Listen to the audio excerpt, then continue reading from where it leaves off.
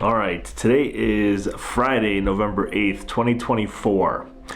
And the other day in the car, I was talking a little bit about reading The Alchemist for, I don't know, like the fourth or fifth time, and talking about personal legend and how the shepherd in the story is in pursuit of their personal legend. And I also made reference to my college athletes and other athletes that I work with in regard to chasing or pursuing this personal legend. And we know what we need to do for the most part, I think. Like anybody who has a coach or anybody who has a light giver, somebody who's going to illuminate a path brighter for said athlete than they can for themselves, is going to project a path. They're going to work together on that. They're going to chart a course. And as the coach, the mentor, they're going to provide said athlete, or it doesn't have to be athletes per se, it could be life in general. And they're going to give this athlete, individuals, all the tools that they need to pursue this personal legend. And I find it interesting because when we're in pursuit of these goals, these aspirations, these dreams that we have for ourselves, that what happens when we actually realize that dream? Like what happens when you accomplish that goal?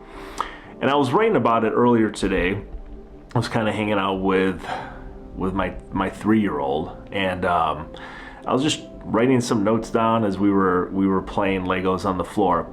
And I just got thinking about that. Like when you accomplish your goal and when you accomplish your dream or whatever your short-term goal is, or your short-term dream, let's try that again. How easy is it for you to continue pursuing other things?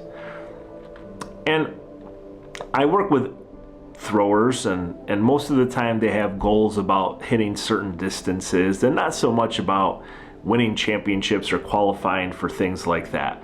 But it really is oftentimes, I want to throw the shot put 50 feet. I want to throw the weight 40 feet. I want to throw the hammer 150 feet, whatever the goal is. And what I've realized is that they hit this goal and things kind of putter for a little bit, and they kind of not fall off the wagon per se, but they really just kind of become disinterested and disengaged for a little while, because they put all this effort, all this time into accomplishing this one goal, this one dream, and then they do it.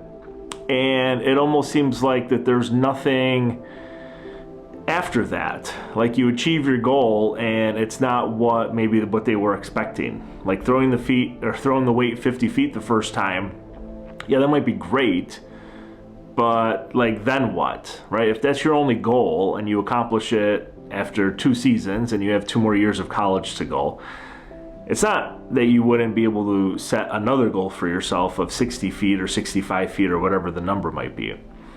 But I have noticed that if the dream isn't big enough, or if the goal isn't big enough, there seems to be a time of lag, maybe frustration, that accomplishing that goal really didn't bring the joy and happiness that they anticipated it was going to bring them.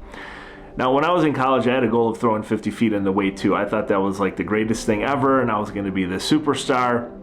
And then I did it, and like nothing changed, right? Like I wasn't even the best thrower in the conference still.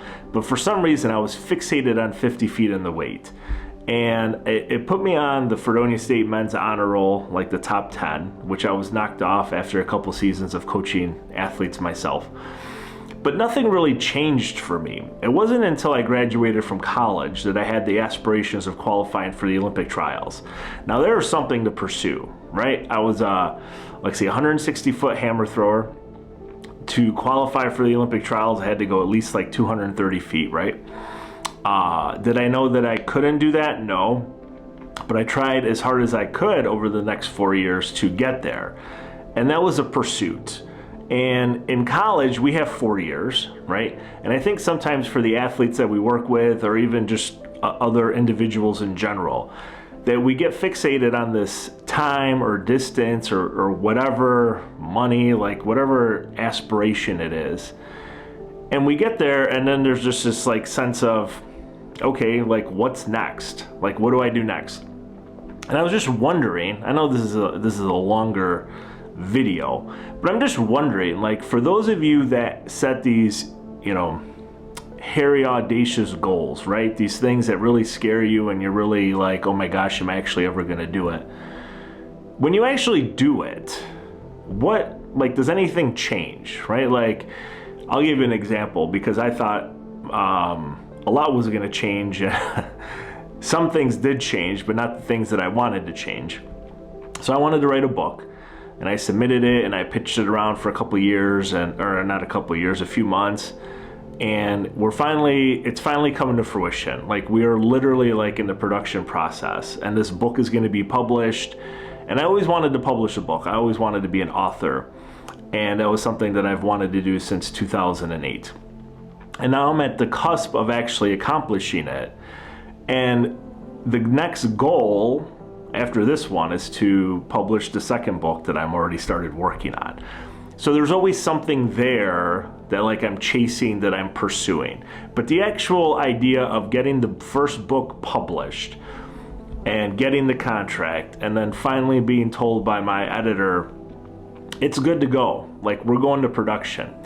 I felt this sense of not relief, but like this sense of accomplishment that I did what I wanted to do. But then I couldn't help but think, okay, now what's next? Right? Like this book is going to be published. We're going to do the book tour and we're going to talk about it and podcasts and all these things. But then what's next after that? How far can we take this first book? And I guess for others who might watch this, like what is it that gets you, that not only gets you going, but keeps you going? Like what's that motivation? Like where does it come from? Like is it intrinsic? Like are you driven just for the sake of pursuit? Or are there extrinsic motivators, outside forces that are, causing you to continue to pursue something that maybe you're not interested in actually accomplishing, but that you want to accomplish because of, this external reward that might come from it? I don't know, just some random thoughts, I guess, for today on this Friday afternoon, November 8th, 2024.